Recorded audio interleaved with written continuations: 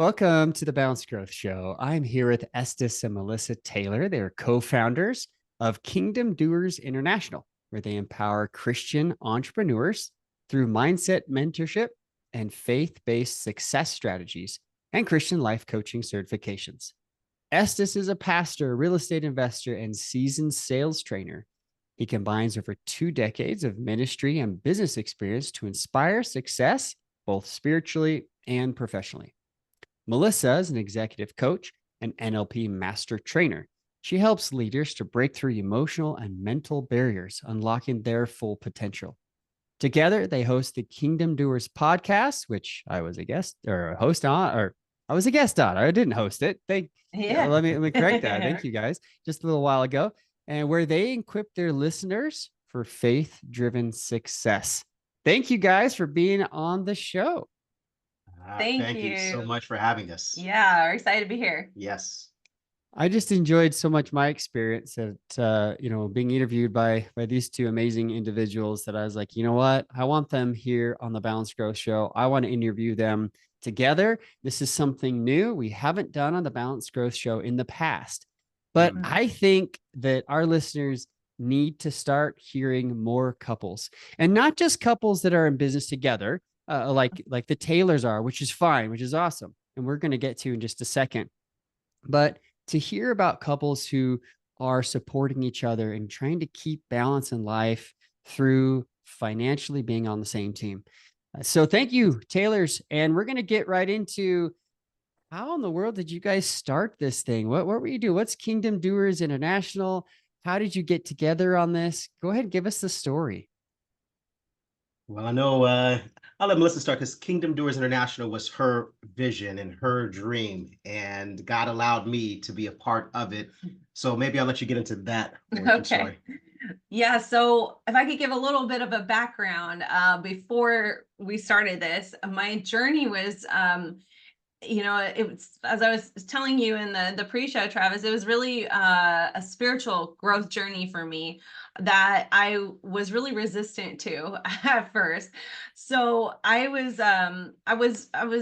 baptized as a about 20 years ago, and I went through some things about 10 years later, and my path, I just kind of went on this, I feel like just this growth journey that led me honestly astray from my Christian background and for about a decade, where I started seeking other things, seeking other religions, seeking just what I realized I was really looking for God. And I was just kind of off in this new age path, unfortunately. And I think back of like, how did I get on that path? And it was just these little things here and there, like little things like, oh, crystals, or, astrology or something. It was like these little things that were just taking me further and further away from Christ. Until one day I was actually at a new age spiritual meditation retreat, and Jesus came to me in a meditation and said, "Come back." And I literally just kind of dropped to my knees, and that was it. I said, you know what? I realize I've been kind of off on this path. And so what I started to do from there was really like re-established my relationship with him. And it was from there, this like snowball effect. And I was praying during a fast at one point shortly after that, and the Kingdom Doers came to mind. And God was telling me, you need to start incorporating me into your coaching. And I'd been doing life coaching for many, many years. And I just thought, oh no, like I'm going to lose all my clients. They're going to think I'm like, what happened to her? She just went off the rocker. And I just said, God, I don't know. I don't know anyone doing this. I don't know how to do this. If you want me to do this, please show me the way forward. And that's when he started showing me other people doing it as well. And I asked him, what name do I need? And I heard Kingdom Doers. I looked up in the Bible and found that verse in 1 James, be doers of the word and not hearers only, deceiving yourselves. And I thought, wow, I didn't even know that was in the Bible. So here we go. We put Kingdom Doers together. I immediately just started stepping out in my faith with my work. And all I did was put a little square box on my intake form that said, would you like biblical principles incorporated in your coaching? And I noticed over half of my clients said yes. And I thought, wow, I would never have known that. So here we are. We started to do a podcast based on a recommendation from a marketing company of ours. And I thought, oh, okay, I guess we could do that. And I told Estus about it, and he's like, I'm so on board. And ever since then, we've been doing about 3 interviews on average day. And it's been just really awesome. Like people just coming out of the woodwork, like, I love this. I love this. I love what you guys are doing. So that's kind of the short, short version of that. I like it. And Estes, you're no stranger to the good word. You've been preaching for a while. You have your own, you're a pastor. So how did this fit in with your paradigm and what you're all about? Yeah. So I am the son of a pastor. I am the grandson of a pastor, but I never, ever in my wildest dreams kind of saw myself in this place of ministry. It was in college and going to a Christian college, Oakwood University, a historically Black college in Alabama. And just there, getting involved in community service, getting involved in different ministries. And I didn't realize how much I loved ministry and how much I loved serving, but still never saw myself in that space. Then getting to the place where, taking mission trips and doing other things, being asked to speak, being asked to preach, and then just resisting it and saying like, no, this isn't for me, to why am I fighting my gifts and my skills? So that's how that came to be. Now, in the meantime, my mindset wasn't pastoring. I was working in the world of sales at a very young age, got promoted to sales management and sales training, but was still doing ministry on the side, if you would. And eventually just went into a path of full-time pastoring, full-time ministry. I think I told you I was working with a church in St. Louis. That's where I got hired in full-time ministry. So always kind of just had those, 2 spaces in me of just, growing up and working in the business world and then leaving that and going completely into the pastoral world. And then got into a place where God just brought me to, I was able to use both of those skills. I got into corporate training and business training. I've been a math teacher. I've taught at schools. I've been a religion teacher, taught at Christian schools. And having been able to live in a space where, God doesn't throw away experiences, if you would, and so when she brought up the idea of Kingdom Doers, it was like a lot of reaching from things that God had already brought me through and trained me through. David. David had the experience of a shepherd before being a king. David had the experience of fighting bears and lions to protect his sheep before he had to go and fight Goliath to protect his kingdom. And you see throughout the Bible, you look at Joseph, who was second in command of Egypt, and he went from being the spoiled rich kid. The Bible said all of his brothers went to work and he didn't have to go to work. Next thing you know, he's a slave in a rich man's house and he becomes the manager of the house. God was slowly teaching him how to manage. From there, he gets thrown into prison. Now, what's bigger than a rich man's estate? A prison. And now he was in charge of the prison, the Bible says.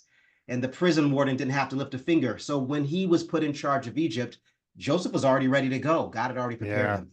Ooh, and I feel like, all of those experiences in the past, I worked my way through school, knocking on doors, selling books. And I know that in your spiritual and denominational background, there's a lot of door knocking and evangelism. And I was knocking on doors, selling Christian books and working for different churches and signing people up for Bible studies. So when I stepped into that pastoral world, I'd already had that, and when I stepped into the business world, I already had those trainings. And so for me, I just see it as a lifelong journey of God always pushing me in this direction. Yeah, I so love this. I teach people about balance, but it's really about living purpose, right? If you're living your life's purpose, you feel happy. You feel fulfilled. And I can see that with the two of you. Like I can see that, you've kind of both come to this from different angles. So talk to us, tell us, what is Kingdom Doers? How do you provide services? Is it coaching? Is it a mastermind? What is it? How, and how does this help entrepreneurs? Yeah. Let me kind of layer in. I know Melissa was telling her story of how she was nervous about introducing Christ into the work she'd been doing for years.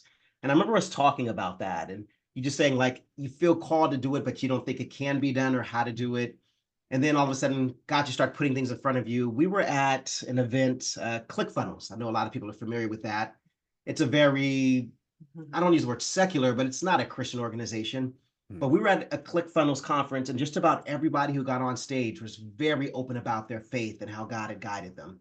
You were on other people's webinars, you were watching other broadcasts, other entrepreneurs, and you saw people just kind of letting their light shine. And you were like, wow, there's just this, 5 years ago, 10 years ago, mentioning God in the workplace was very much against the rules. But it seems like after COVID, people are unashamed to be themselves. And you see the worst of ourselves. A lot of people are unashamedly very immoral, but you see people unashamedly moral. And you just felt like, how do I create this community that gives other Christians permission? Because you felt like those people you saw gave you permission to represent, your God and your faith. And you said, how do I create a community where people aren't running a ministry, they're just running a business, but how can I give them permission to be themselves business and still be completely, who God called them to be and serve in the world and be that light and that salt that we're called to do, while maybe, being an accountant or being something that has nothing to do with, being spiritually based. Yeah. And that's kind of where, we started to think about this and who we wanted to reach. And I've been working with entrepreneurs that's been my work in executive coaching and life coaching. And I'm in a doctorate program right now for Christian leadership. And one of my research, part of my research was researching how to incorporate this spiritual life with your regular life. And the light bulb just came on, and I thought, wow, we really are turning off a lot of times, after Sunday, after Saturday, after Sunday, it's like, okay, we're back to work and we live our secular, non-religious world and we try to fit into it. While in the back of our mind, we're struggling because spiritually it's conflicting. And so I just thought, wow, how can we bring this together? Because as soon as I started talking about my faith in my work, I felt so whole, so fulfilled. So like I didn't have to try to shut it off or hide it anymore. And that's what I wanted to do with Kingdom Doers and create a space for Christian entrepreneurs where they could come together, fellowship, edify each other, network, give each other resources to help each other out. And, if we're all following that path, then most likely we're tithing. And so what greater way to build the kingdom than to support other businesses who are giving back to the kingdom? And so that's where Kingdom Doers, where the place is for Christian entrepreneurs is to have this space. So we have Kingdom Doers Club, which is a monthly membership where people can come in. They get weekly mindset coaching, group coaching. We bring in guests to do mastermind workshops once a month. They're getting constant resources for business coaching, mindset, spiritual growth. We do devotionals in there, just to help people just have this place where we can talk about both business and work and life. So that's the Kingdom Doers Club. And we also offer life coaching certifications as well.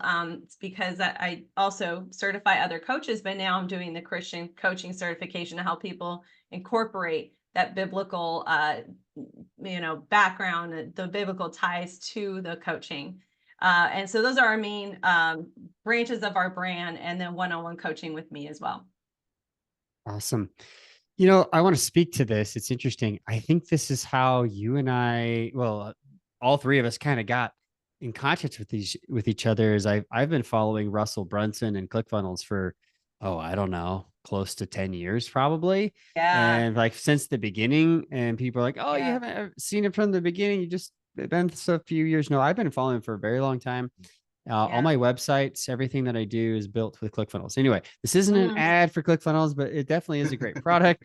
But what I've noticed is when I've attended Funnel Hacking Live as their conference, you're exactly right. Estus, like so many people are just open and free with what they believe. And I think having that, doesn't that just allow us to be ourselves? Doesn't that just Yes. allow us to just like, oh, can we just like take a deep breath and be like, okay, good. Like Right. we can talk about that versus Yeah. otherwise it's like we're kind of tiptoeing, to the Yes. window. So Yes. to speak, it's like we're always kind of Totally. tiptoeing around this. And um, granted, we're not maybe the same church or the same exact religion, but if we Yeah. all believe in Christ, don't we have something that is Mhm. so similar and so important to all of us that we can relate on that level? Yet we can be so different from so different backgrounds, but having that base, I think is touching for people. And I think it's refreshing to people. And I think what you guys are offering is incredible. So Mm. thank you. Thank you for what you're doing. Thank you for helping other business owners who probably like they listen to you guys like, wow, breath of fresh air. Mm. And they so need this. Let's Yeah. talk about what you are doing. I like to hear like what are you doing to grow the business?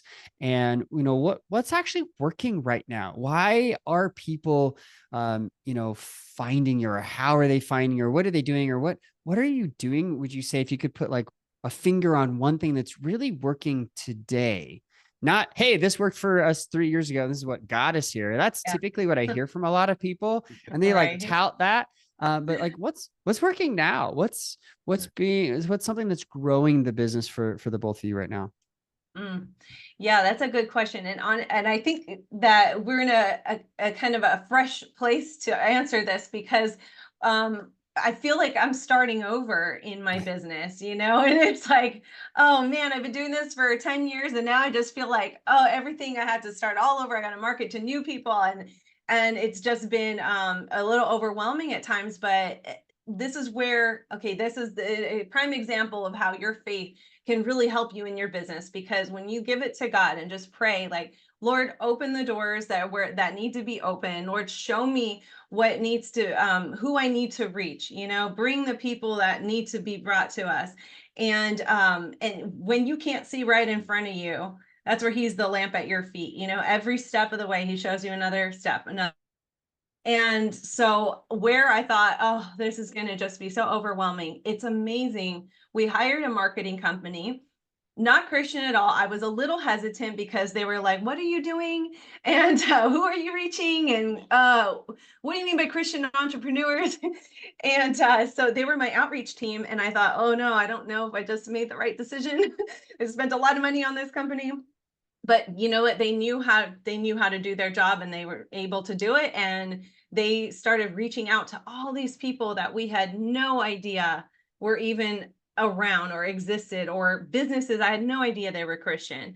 And that's been the most I think the best decision that we've made in growing our business is to hire an outreach team, hire a marketing team. And actually, this was a referral from somebody in my ClickFunnels circle. And so, you help each other grow.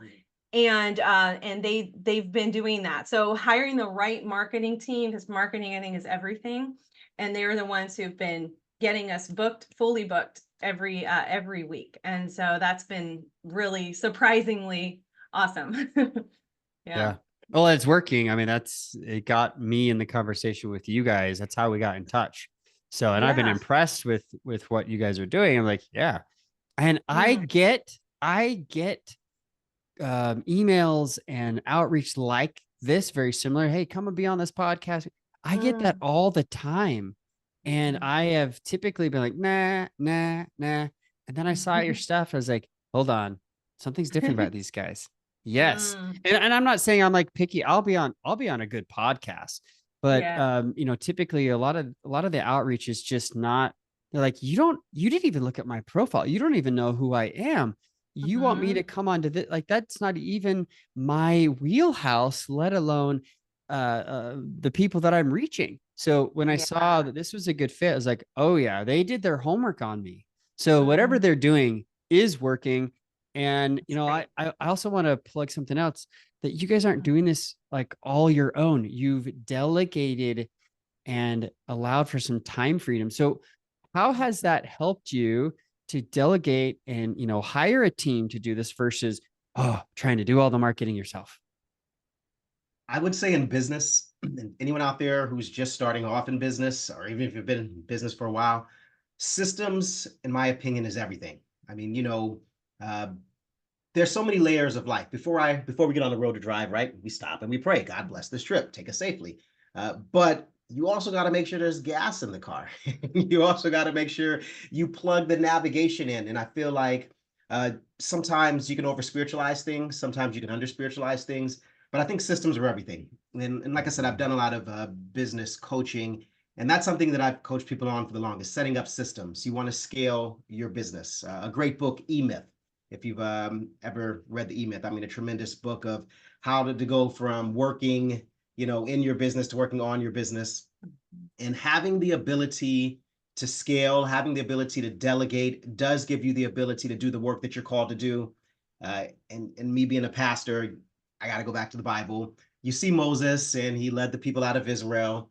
And then his father-in-law comes, right? His father-in-law sees him in front of all these people, and he's like, "What are you doing, boy? You can't do all of this work by yourself." And he said, set some people up over 100 and over 10 and over 5, and delegate the work, and then have them see all the cases and have them bring you the most important case.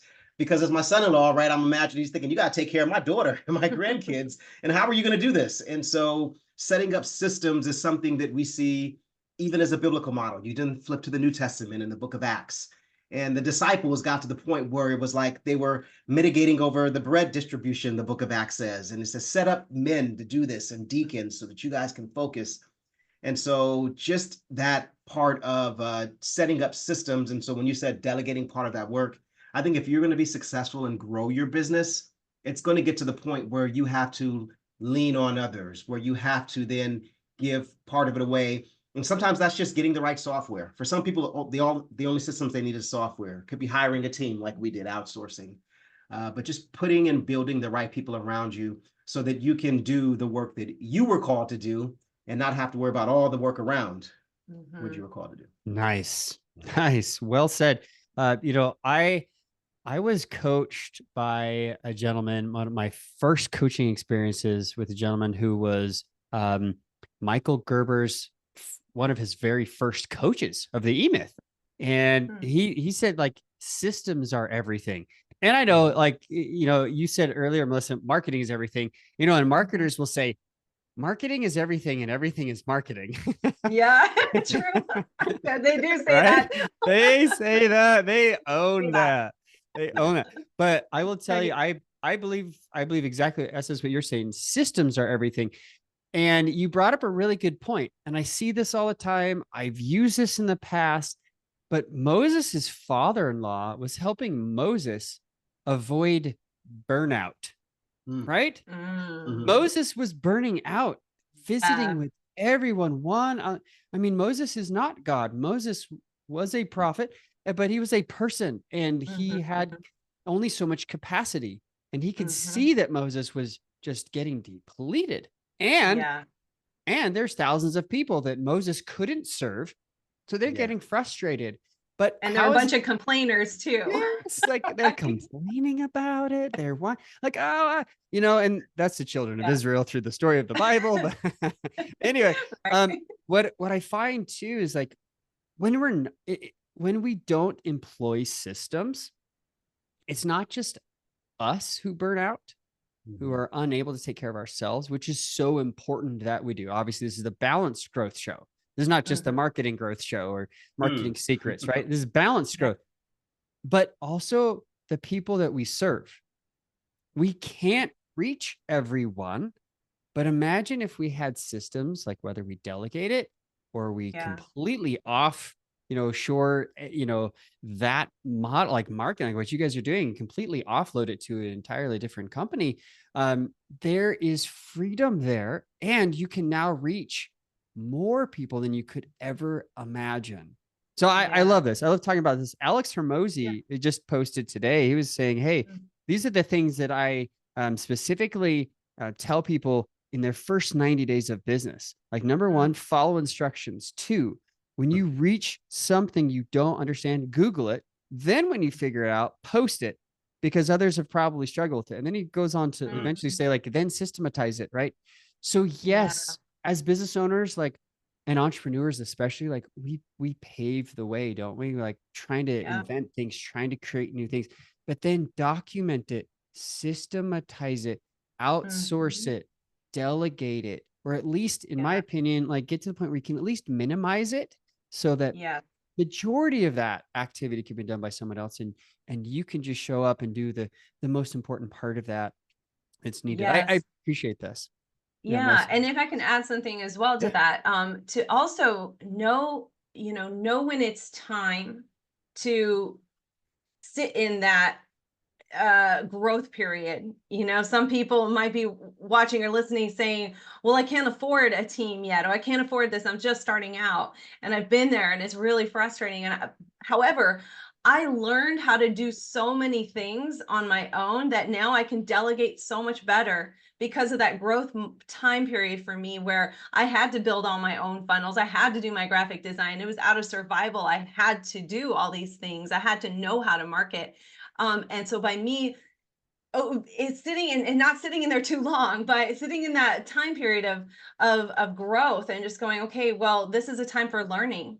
And then you develop that sense of skill, even if you're not, there are other people who are better at it. Like my marketing, other people are better at doing that, but I had to do that at first. And that was okay. Because Yeah. now when I see what my marketing team is doing, I'm like, okay, I know what they're doing. They're on track. Or I can say, hey, can we adjust this? Can we do this instead?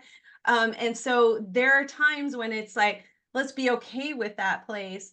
But then there's also that moment of going, okay, it's time now. I'm feeling overwhelmed. Now all the stress is getting to my marriage, my family, and myself. And that's usually that key, trigger for me that says I need some help. Great point. Great point. Mhm. And it's okay to get to that edge, but what I see on burnout is, you're exactly right. Like when you continue to kind of flirt with that edge or even fall off the edge, I call it falling into Yeah. the workaholic trap, because Mhm. it's a trap. Like it's laid out Yeah. in front of us. And quite honestly, we can talk about this in a Christian perspective. We talk about chaos, but Mhm. who's the master of chaos? Yeah. Right? True. Very It's true. Satan himself. Like he doesn't Yeah. want Moses to be organized, just Mhm. like he Yep. doesn't want us to be organized in our business. Why? Well, because you're going to reach more Christian entrepreneurs, and I'm going to reach more faith-based business owners who struggle with marriage and money, right? Like, Mhm. and he knows that's a problem, and he likes it that way. He likes the chaos.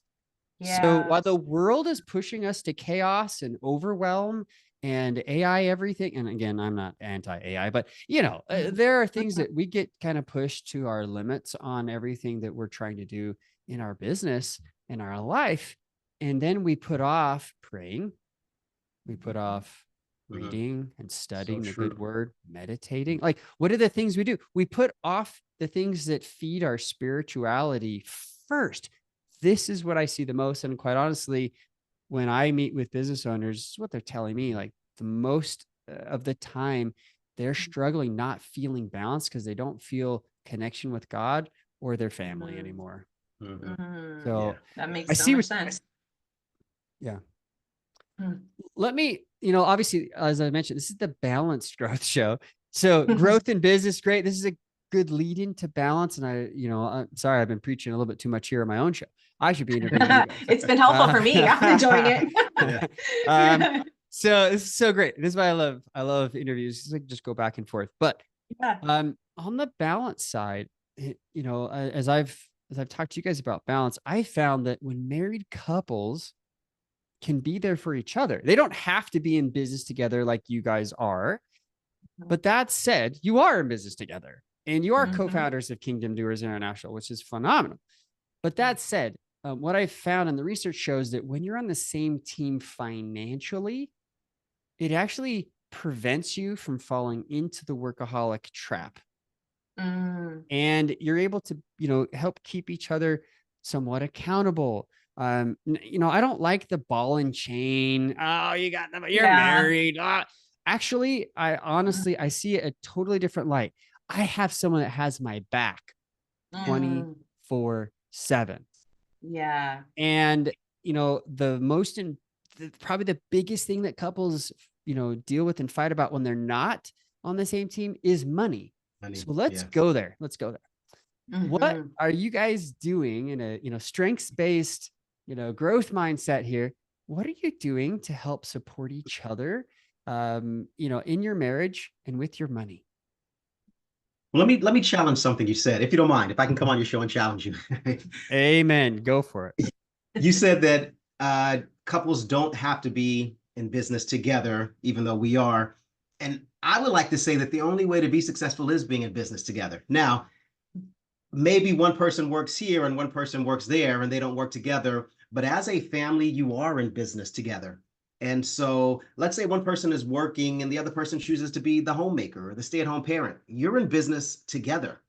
Yeah. And let's say, both of them are very, what we society would call prestigious. You can have a doctor married to a lawyer. You're in business together still. And I think early in our marriage, when we weren't in business together and working separate places, I think we struggled because we weren't in business together. Where money was going, who was earning what lifestyles were, what spending habits were. And before we started working together in the same business, let's put it like that. Maybe you don't have to Yeah. work together in the same business, but you are in business together. Mhm. And I think that once we got on that page of like, what are our goals? Yeah. What are our goals financially? What are our goals as far as time and family? What are our goals around like, maybe taking trips and spending time together? What are our goals about our giving and where we want to tithe and what organizations we want to give to? And I think that once we got into business together, as far as life was concerned, Mm. even though we were doing different things, and it even came down to who's picking up, our son from school on Wednesday versus who's picking up our son from. And I think getting those things lined up and getting into to business together there. And once we saw everything we did as a us thing versus I'm over here doing this, I have this at church, you have that there, and you're going to this conference and I'm going to that conference. I think that made just such a huge difference in looking at our lives as we are in business together. Mhm. Right. No, I love that. I love that distinction too.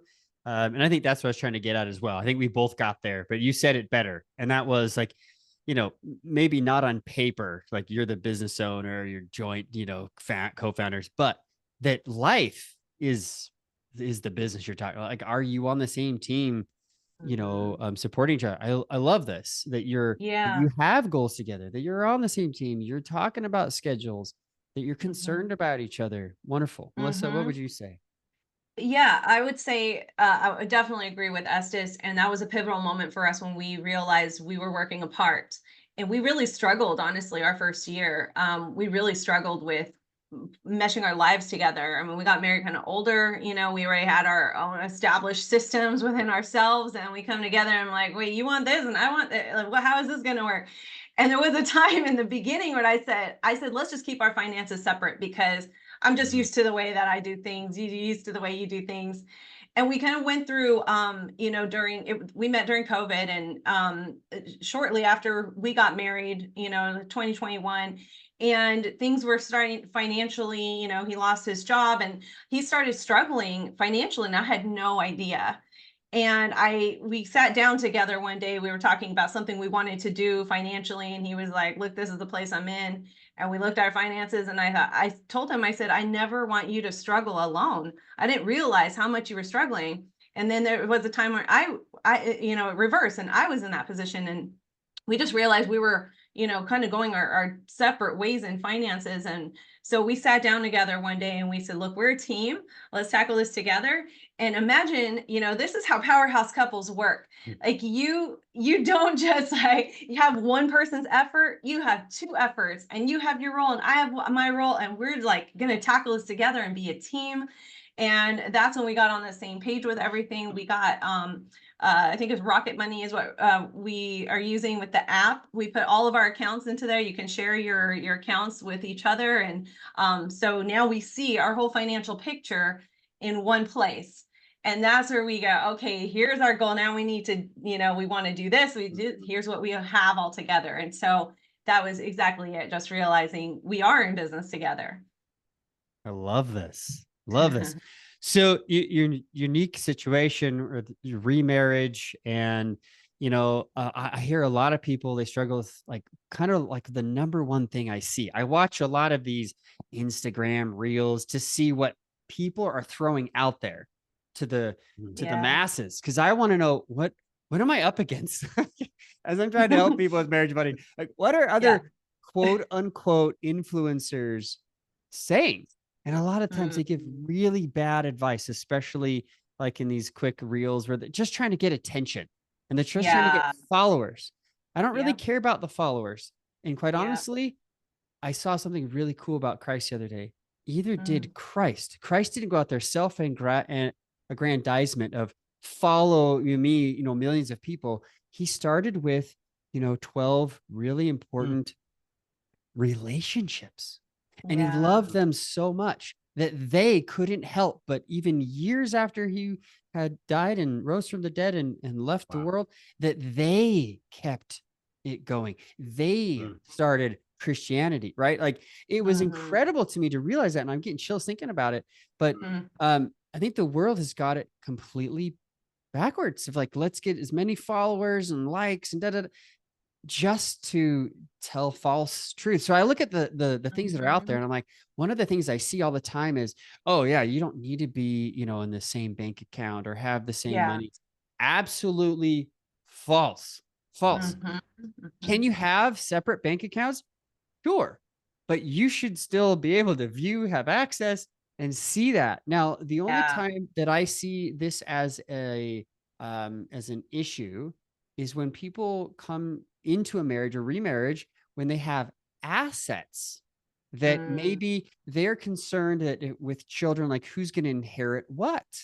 So that's when I say, okay, share your money, share that stewardship together, share your bank account, share your income, tithe together, fast together, do the things that together, because that's going to strengthen you.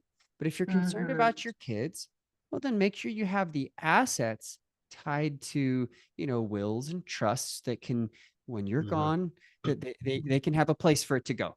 So that to me has been something that the research shows when couples are on the same team financially and they work together financially, they'll accomplish whatever your goals are. It honestly doesn't matter. Like, you'll figure it out, but it's getting on that same team that is the biggest struggle. So now I want to ask you guys, what do you think now, maybe even looking back, what do you think you still might struggle with now when it comes to being on the same team financially? What is it, one little aspect or a big aspect? I'm not trying to, send you to counseling. I'm just saying, like no what is fighting it? allowed, Like, right? we're real. Oh, yeah, no slugging on camera. No, I mean, like, what still might be a struggle, because we all struggle with balance. We all struggle with, still, while we're growing our business, we still, struggle with what are some things we still want to grow. But as a couple with your money, what might it be that still might be a struggle for the two of you? You have an answer? I would say we're on the show, we're being spotlighted, we're being highlighted, so we're kind of the heroes of the day. But I would think that our struggles are probably just as real as anyone listening. We still talk about things like spending, and budgeting. And I think we have the same struggles. We're just trying to be conscious of it. Like, okay, what are we going to do? What are we going to budget? At times we might want to do something that wasn't in the budget. So it's like, okay, so what are we going to pull out of the budget? Or are we going to go into debt to do it? Or I think we're having regular conversations like regular people, but it's trying to stay conscious of having those conversations. Like you brought up, a great point of, getting married later in life and having children and this and that. And that's something we've talked about for a while, and assets. And, I praise God that you went from a mentality of, okay, your kids and you take care of your kids. And she mentioned, me managing my own money, to now you're like our kids and taking care of our children. And, now when you speak of the future, you speak of all the kids. And it's not just kids, it's parents. Like, sometimes I feel like I'm more into taking care of your mom than you are. Not that you don't love your mother, but, What? like, for example, I said that. Like, you know, your mom used to live like 3 hours away if traffic was Yeah. good. And I really pushed to move her closer to us so we can do a better job of taking care. And I feel like Yeah. just really fighting to own each other, and everything that's yours is mine and mine's is yours. Mhm. And sometimes we struggle with that. And sometimes we struggle with when we're making that budget of, no, you want to spend more money here. And I'm like, no, we got to spend more money here. And I think, you know, just the regular stuff that people go through. And I would think the other thing that's probably just as big, and even though we are coming from a spiritual worldview, is the faith part, and trusting God and saying, you know what, uh, this is what we need to do. You know, I think someone who's been tithing their entire life probably still has times where they struggle with tithing, you know, and it's like, I'm going to do it, but God, I know you came through the last 117,000 times, but are you going to come through this week as well? You know, and I think just walking that walk, and I don't think that we're any different from anyone else when it comes to things like trusting God, having faith. When you're your own entrepreneur, and you know what they say, when you run your own business, you eat what you kill. And it's like, God, will you provide next month and next year as I want to change my business model or grow? And I think we just have those same struggles. Mm-hmm. And one thing, you know, I think I heard one time about the value, your money value, and like how, you know, it was an exercise where you list out what you value about money and your priorities. Like, for example, convenience, or I can't remember what it was, delegation things, travel, food, stuff like that. And for me, you know, convenience is a high money value for me. Like, I will pay for convenience over the struggle any day. Sure. You know, if it's like, okay, you know, pay for someone to do something on your car, I'll pay for that for the convenience of it. Even though my husband knows how to fix cars a lot of times and he can do it himself. But I'll say, babe, why don't you just, you know, let's just hire someone to do it. It's not worth your time. You know? And he's like, no, but I can do it. And it's relaxing for me. So those are, you know, little things. And we're saving that money. Saving that money. Yeah. You know, we Yes. butt heads on that stuff sometimes. But one thing that we did have as a kind of a solution is we budget a amount per person of how much we can spend without any questions asked. Like, this is how much you can spend per month. You can spend however you want, and he can spend that however he wants. So there's no, oh, what, baby, you paid $300 for this? Well, that was in my personal budget, you know. So that's been kind of something that's helped with that. I love it.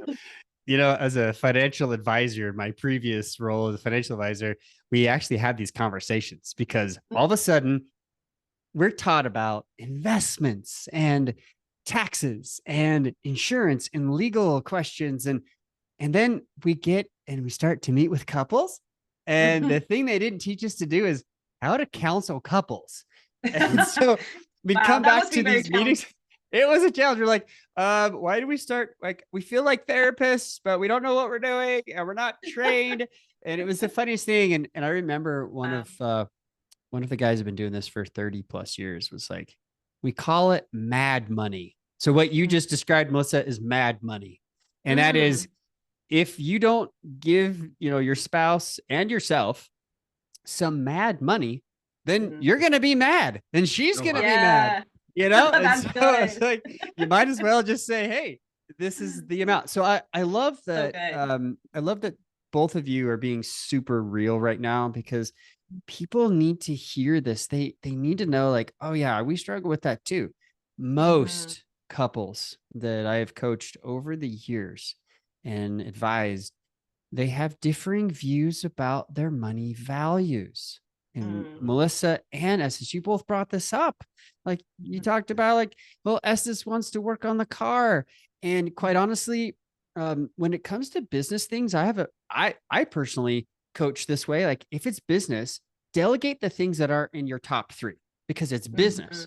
But at home, if you can do it yourself, because not only will you save money, but there may be a day where, guess what? Our businesses go kapoof and the internet goes, see you later, or whatever. And now we're homesteading. And if you forgot how to, you know, milk a cow and you know, do a garden, or and you can't work on your car, like, we are now really screwed. So sorry, but the image just comes to mind that if we're not doing it ourselves, sometimes we might be doing a disservice. So I'm a fan of, like, mowing your own lawn, working on your own car, the things that you can do if you know how to do. I'm a plumber by Yes. trade. So Oh, I've never called a plumber, even though it would amazing. save me time. But what I also do, and I think this is important, is I involve my kids. Like, hey, did you see how I did this? I watched that. Yes. I want them to learn. And if you're a mechanic, yes, okay, boys, come check this out. I'm gonna show you how to do your own oil, your tires, your brakes, the things that people pay hundreds of dollars that you could do in a half an hour if you have the right tools. It's always about the right tools. It is about the right tools. Isn't it? Yes. So I like that you guys are talking about this, and that yes, there is still that struggle because you come from different backgrounds, you have different philosophies, you have different experiences as married couples, and quite honestly, those will never change. Your money, I call it your money history, that won't ever change. But the two of you working together will continue to change your money's future because it's Estes and Melissa and God. And so, Estes, I love that you brought up it's been 181 times and he's answered those questions and those prayers. He's provided. But I think, honestly, one of the best ways to test your faith is to be an entrepreneur, is to put yourself out there and say, I've got to overcome all of these weaknesses and put myself out there and ask people to invest in me so that I can help them with something. In my opinion, my life, there's not been a harder faith walk than being a business owner for the time that I've been. And I see it as a stewardship, that God has given me this stewardship to help others. And I know you guys view it the same. This has been fantastic. I've really enjoyed this conversation. Yeah, Melissa, us too. you're a treat. You're amazing to be such a bright, shining star. And Estes, I love your wisdom and your faith just comes through, both of you. Such an amazing time to have you on the podcast. Thank you for doing this. Thank you for sharing us, your wisdom and your experience. Tell us, if followers, listeners, if you want to connect with Estes and Melissa with their Kingdom Doers International, how do they do that, Melissa? How do they get in contact with you guys? Sure, they can either go, if they want to see all the offerings, it's coachmtaylor.com, as in Melissa Taylor. So coachmtaylor.com, everything is there. And then if you want to learn more about the Kingdom Doers Club specifically, you can go to kingdomdoersclub.com. Awesome. We'll have that in there, kingdomdoersclub.com. Everybody check them out. And then very soon we'll be airing this, and then I'll be interviewed on your podcast that should be coming out soon. So we'll kind of be, double whammy. You're going to be hearing from us three here for a little while. Any last words of wisdom, things that you guys would love to say before we wrap it up here? If I can get some words of wisdom and then a funny story, I'll keep it super brief. I'll start with the funny story. You talked about, working on the car and bringing your kids with you. I was with my youngest son, Estus the fourth. I was showing him how to change the oil. And when we got done, I said, now that you know how to do this, this is something you'll do in the future with your car. And he said, Dad, I'm going to drive an electric car. I felt old. I'm outdated. It's like, I will never use this again. Yeah, we're teaching our kids skills that are going to be obsolete. Yeah, you know what? That's funny though. But when the end happens, there ain't going to be any electric anything, right? That's right. That's right. You will be driving those Ford F-150s that we will. Don't even have AC, and will be sitting in the back. Those will be like, gold. I've got a neighbor who has one the other day. He polishes it. It's beautiful. Like he restored it, and I was like, hey. Like, do you have a radio? And there's like, no, I don't have a radio. I'm like, do you have AC? He's like, I could get one. I'm like, don't have any moving electric parts. Like, just keep it actual car because that's your getaway. He's like, yep, that's my getaway. So, I agree with you. I think there's embracing technology, but staying rooted in reality is important. Very true. Very true.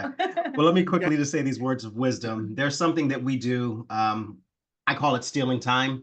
Now I know the commandments say thou shalt not steal, so you might want to call it something differently, but we call it stealing time.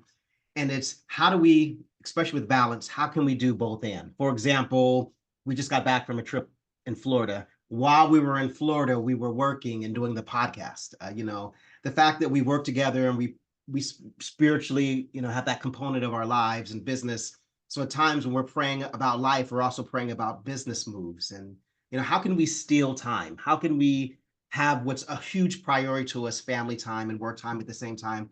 You're always talking about incorporating the kids in the business. And, there's that tax loophole where you can hire your kids and pay them so much. And we're always looking for places where we can steal time, where this can be a huge family experience and a huge work experience. Doing the podcast together, sometimes it feels like we're on a date, and I would say look for places in life where you can steal time, where you can be doing ministry and work, or ministry and family time, where you can be teaching your kids something and getting business done at the same time. And I think that really helps us to find balance. And it's like, oh, I have to work this many hours and then I have to fit in room for my family. Where are places that you can incorporate both and steal that time?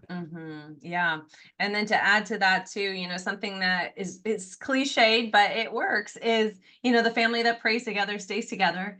And I don't like to always say always, but most of the time, 99% of the time, we will start our day and end our day with prayer. No matter what, even if we're at odds with each other some days and we're like, I don't want to pray, I'll pray. We'll still do it. We can make time to still do it. It might be 3 words. God bless her as she leaves the house. Thank you for taking her away.